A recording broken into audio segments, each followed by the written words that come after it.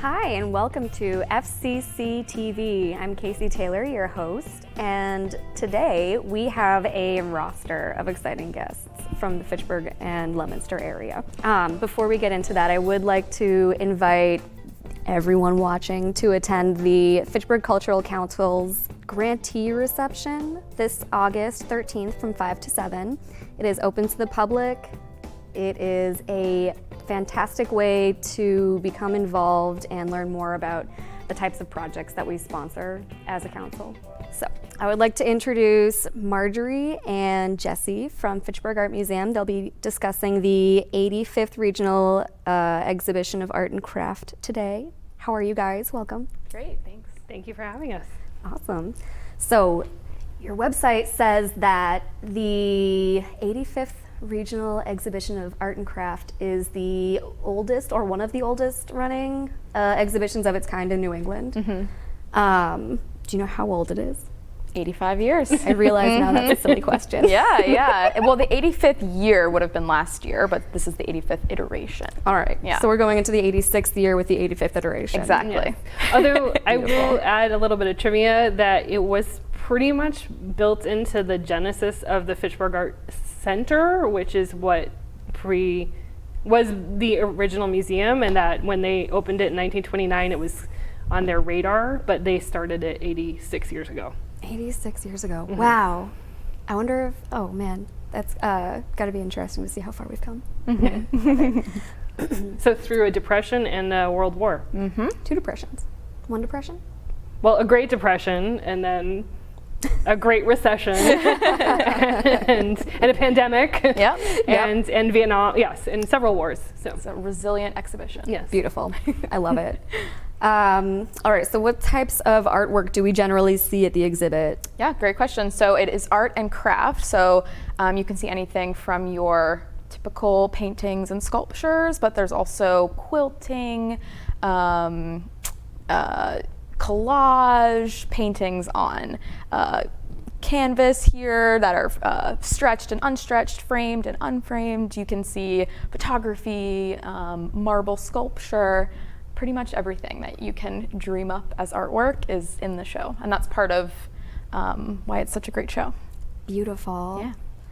Yeah. Now, what time, or I guess what's your time frame like for the exhibition? How long is it open? Yeah, it just opened this past Saturday, so it is open. You can come and see it.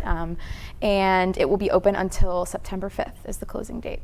Beautiful. And the hours for the art museum are? Wednesday through Friday, we're open 12 to 4, and on Saturday and Sunday, we're open 11 to 5. and every first Thursday in the month we are open from 12 to 7. Beautiful.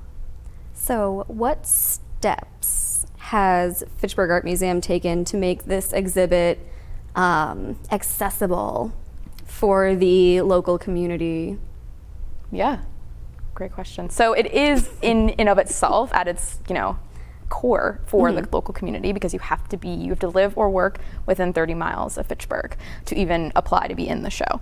So everyone in the show lives or works within 30 miles. And this year was a special year as well in terms of accessibility. We took the jurying process online so that we could make sure it was safe with all the things happening with the pandemic.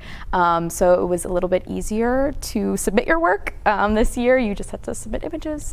So that is something a little bit different about this year. How did it go before the pandemic? Before the pandemic, you had to bring your artwork to the museum, and the juror would come and jury the work in person. And then if you didn't get into the show, you had to come back and pick up your work from the museum. So it was one of the very few juried shows that are still juried in person, but we switched it up this year. So nice, yeah. Nice. And I'm sure that opened doors for a lot of people. I think so. Would you say that you had more applications this year than normal? We had a little bit more. Yeah, it's usually about a steady 200 people. This year we had about 230 artists. So yeah. Awesome. Yeah. That's so great. Ugh. And how can local residents get involved with the exhibition and the art museum itself? If they're interested in becoming an artist who is exhibited at the 85th, or I guess it would be the 86th next year. Well, the best way to stay in touch with the museum, of course, is to become a member, which anybody can do. But if you just want to kind of get your feet wet, just come to see the museum. And like I said, every first Thursday of the month, we are open from 12 to 7, but we also offer free admission every first Thursday. So that's a great way to come see the museum. And then definitely take out a membership, but then you can also stay in touch with us by joining our e-newsletter. And we always make our announcements about the regional show, about other events. And we have other events throughout the year that people are welcome to participate in as well. We have Art in Bloom. We also have a community gallery where we invite local community groups, often schools, who can exhibit artwork. And there's an application process, but all of that information is available on our website. Nice, nice. And what can you tell me about First Thursdays? So this year's a little special. Like I said, we're always open 12 to 7, and we have been offering free admission for that, but we are partnering with a number of different organizations in downtown Fitchburg. So we're open late, but there's a farmer's market on the Common. You can go down to Mill Street and see some music or hear some music. You can get a cup of coffee at Strong Style. You could order dinner at the Jamaican restaurant. There's just something, you could come to the museum, see the regional show, and make a night of it, and just stay in downtown Fitchburg and enjoy all the different arts and culture there is to offer. Delightful. Yes. That's incredible. Thank you so much for being with us here today, Marjorie and Jessie. I really appreciate it. It was wonderful to see you. Great. Thanks for having us. Well, thank you.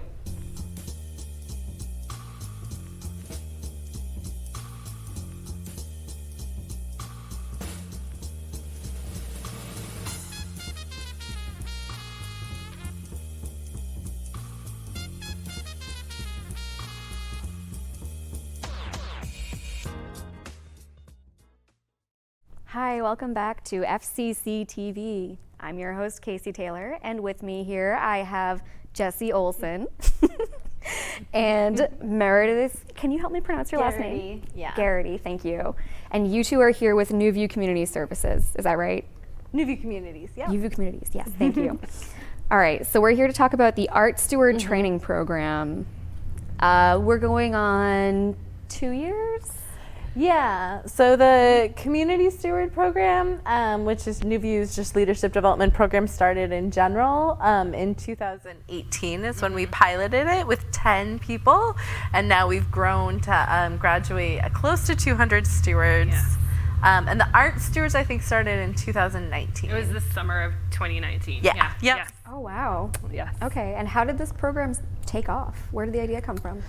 So when NewVue was starting our leadership development program, we've always done community organizing, but as our agency is growing regional, beyond serving Fitchburg, but serving the whole region, we were trying to think of like, what's a good model of community organizing that can be regional?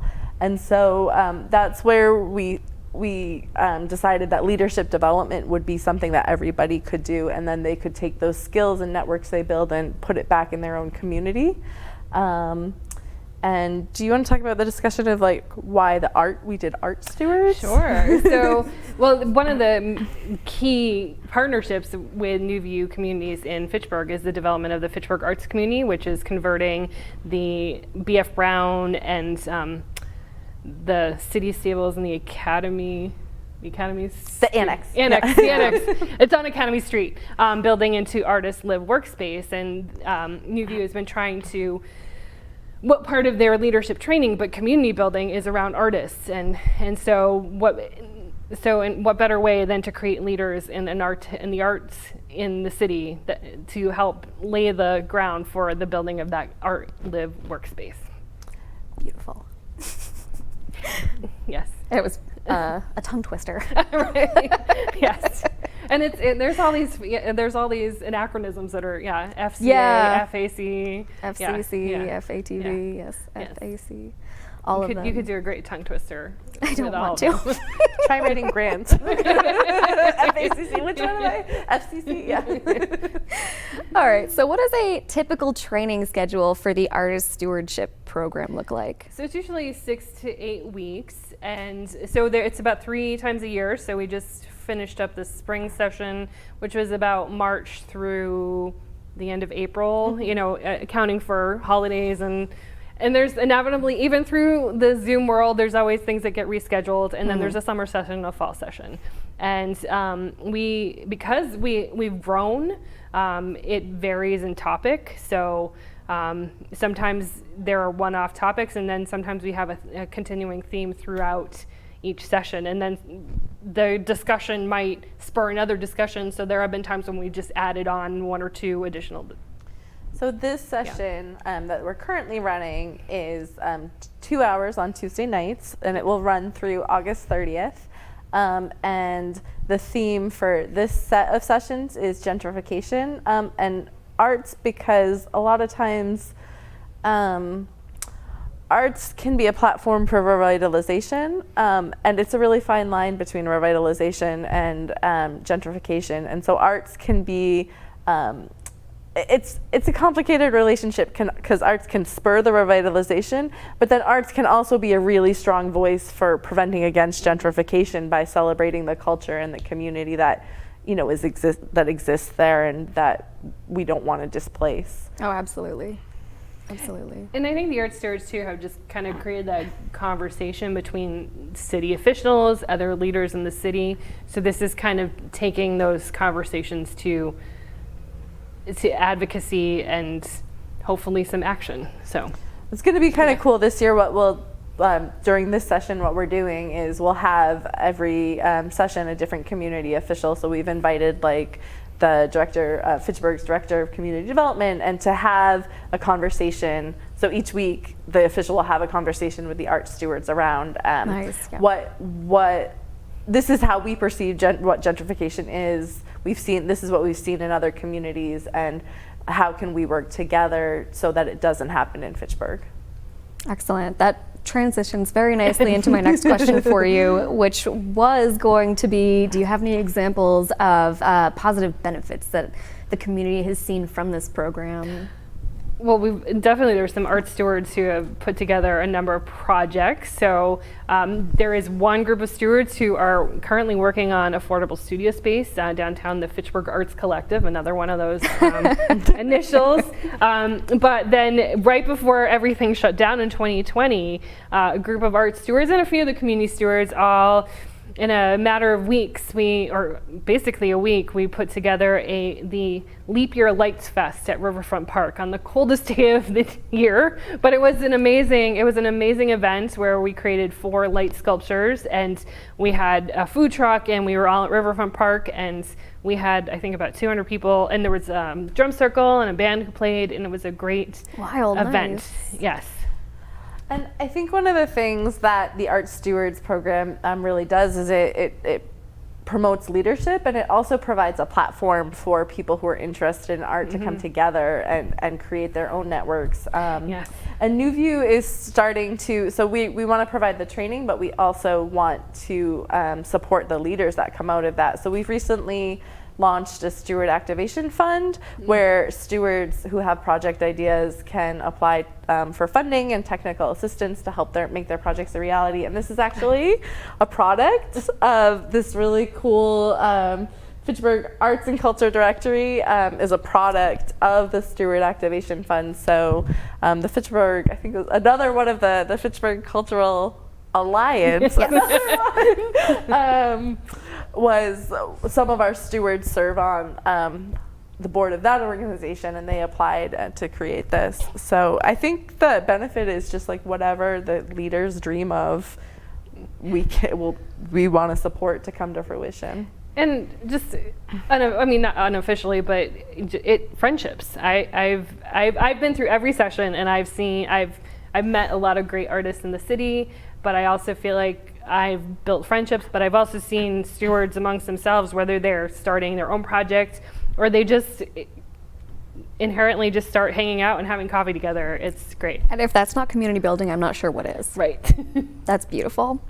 So what is NewVue Communities doing to make sure that this program is accessible to its community at large? Yep, so we try to have our trainings always at accessible hours. They're usually on a weeknight, like 6 to 8. And through the pandemic, we were really happy when we switched from in-person event to Zoom to see we were like, are people going to attend? Will people want to? But definitely people kept coming in and attending the Zoom meetings, and we kept it running through the pandemic. And then not with the art stewards, but one of the steward sessions we're running right now, the public education stewards, is actually going to be in Spanish. So we really, and maybe a future art stewards, looking at Jessie here, maybe a future That would be great. That would be nice.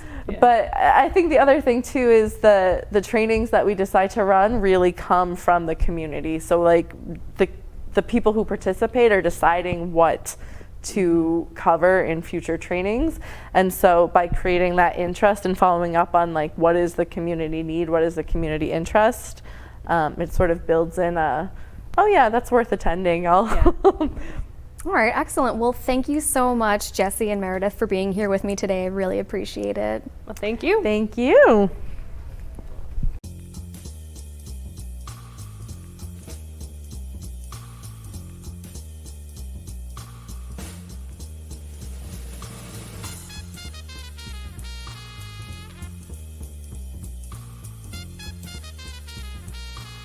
So I'm here today with Davis Bates, who is running a program. Could you tell us about that a little bit?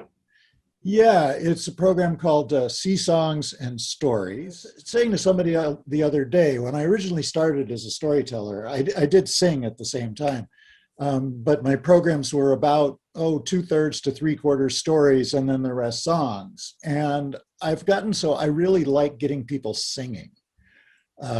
Sea songs are great for that. The sea shanties have very singable choruses because they were designed to be sung by people of different voices while working. So they're very easy to teach, get people singing even if they don't know them. So there'll be a lot of sing-alongs as well as some stories from my childhood down at the Cape, a story from Maine that my grandfather taught me. I sort of have like a shopping list in my head of what I might do. But it changes a little bit sometimes based on who's there and how things are going. Okay. And when did you get started with this program? How did it come to be?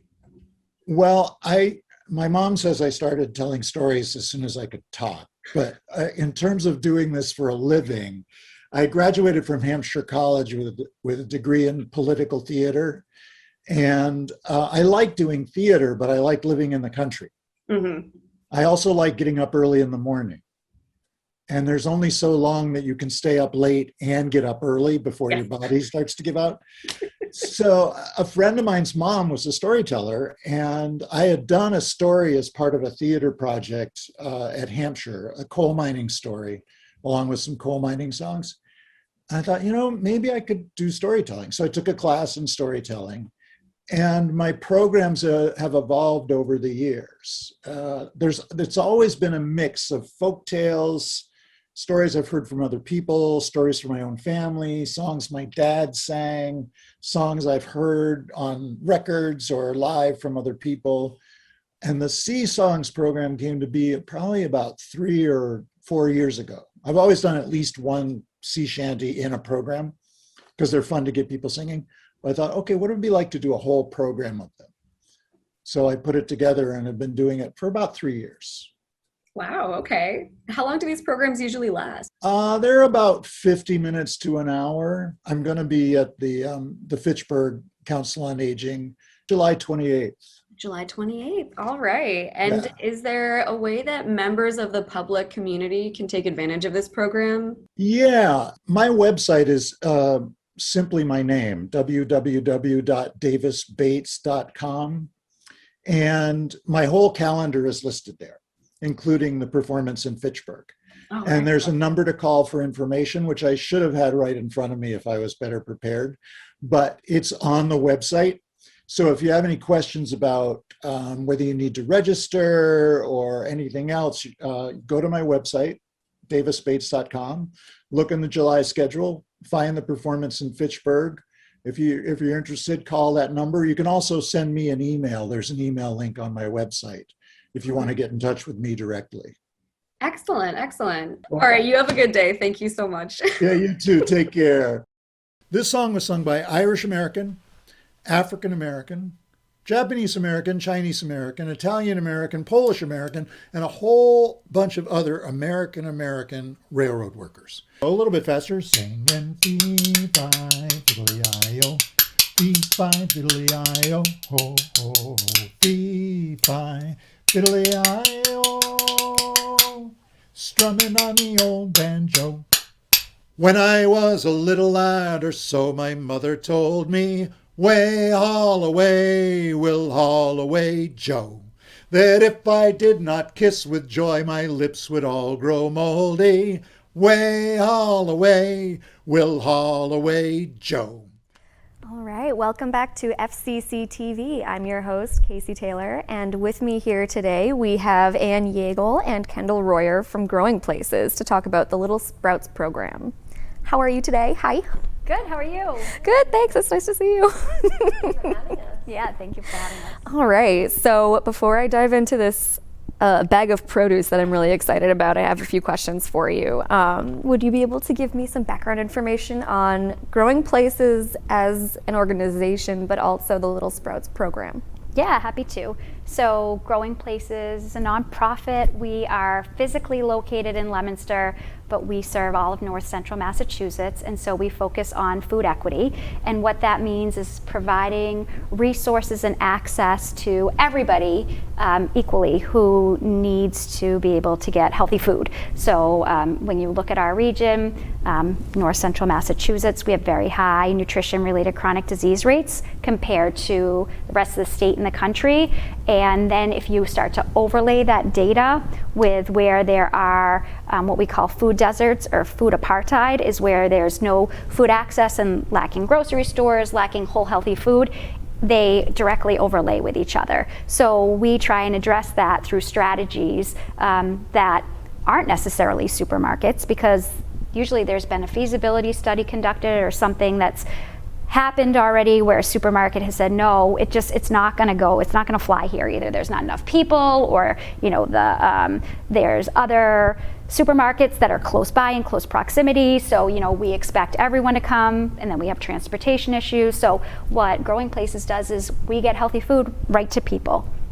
Excellent, beautiful. And how does Little Sprouts work into this platform? So Growing Places, we really focus on systems changes and policy changes, because that shapes your food environment or any environment, but you need to have education around it too. So let's just say that Kendal is driving the mobile market, and we bring it down to Wallace Towers, and we say, hey everybody, we have this. And they say, what is that? And we say, don't you know what that is? And they, no, we've never seen that. Well, it's rhubarb. And what do you do with rhubarb? So we educate people. And so Little Sprouts is all about educating our youth about food, because behavior change really needs to start when you're younger. And also, let's face it, little kids are infectious. And so when they talk to their moms and they talk to their grandparents, they make them excited, they teach them, and then we start to really learn new things, shape behaviors. And so Little Sprouts really is Growing Places in an educational model and just teaching kind of about everything we do in the food system. Nice. Yeah. Wow. And what is that? So this is brochure about it, but what we provide in Little Sprouts is we provide hands-on activities. So when you get the Little Sprouts kit, it's a mail-away program, so we mail it to you. And the first time you get some cooking equipment, and you get a little map that you put stickers on, and then in every single monthly subscription you receive after that, you always get a recipe, and we try and make it seasonal. So it has the recipe, and then it has the instructions on it, and it's all it's appropriate for kids probably 5 to 8 years oldish. We always do an origami lesson, so the origami is also available on YouTube. So we have us showing how to do the origami, and we have a YouTube channel for it. It always has a coloring page, and I didn't bring it with me, but it always has an activity with it. So like the first time you get Little Sprouts, it teaches you how to grow a bean seed in a mason jar with a paper towel. So Wow. just fun hands-on activities. Nice. Yeah. So what sort of challenges has Growing Places come across with this program, if any, and how have you guys acted on those challenges? I think visibility always with growing places. We're small, so to get the word out for us, we're trying to educate the 27 communities of North Central Mass, but one of the things we'd love to do is partner with libraries, with school systems, and it's not that expensive, and we are happy to do bulk purchasing and write grants with organizations just so we can get this program out there. Excellent. And how can community members become involved in the Little Sprouts program? So at the Fitchburg Farmers Market, we are doing weekly scavenger hunts, and the kids who participate get to come and participate in the raffle, and we draw names every week, and they get a month's worth of Little Sprouts subscriptions mailed right to them. That's so cool. Yeah, it's awesome. And then the kids have loved the scavenger hunts too. I know it's for kids, but I'm getting very excited about this. It's really the stickers fun. and everything. And coloring pages and recipes. Coloring pages, Come on. everything. All right, so what's in the bag? Oh, Kendall, you Here did we bag. go. Okay, so we brought this bag today. It kind of resembles what we started a program called it's a produce delivery program. It's a CSA. So each week we package. Right now we're up to around 200 families a week, or 200 households a week that we serve. So we deliver bags of produce weekly to all of our service communities. So these are some of the items that you might see. They're all seasonal, so they might be in our CSA bags this week. So we have a nice head of romaine lettuce. I'll pass that to you. It's my vegetable holder. We have some fresh carrots from Charlie's Red House Farm in Winchendon. All right, nice. We have some nice newly picked today. This is cauliflower. This is what cauliflower Looks like. Yeah. We are only used to seeing produce that comes from the grocery store. So you picture a perfectly round white cauliflower. It's jacked up produce. Right, but so this is cauliflower from White Mars Farm. Yep, baby cauliflower. So it's like the first cauliflower, and it's delicious because it's like baby cauliflower. So it's like tender and broccoli. And we have some broccoli. Broccoli from White Mars Farm as well. And you know where? I can't remember. Here we go. We have garlic scapes. That comes from Colgan Farm in Ashburnham. And I believe the rhubarb is from Pineo Farm in Sterling. Right. Excellent. So these are some of the items that you might see if you were to order one of our CSA produce bags. So we're really happy about this program because you can use an EBT card.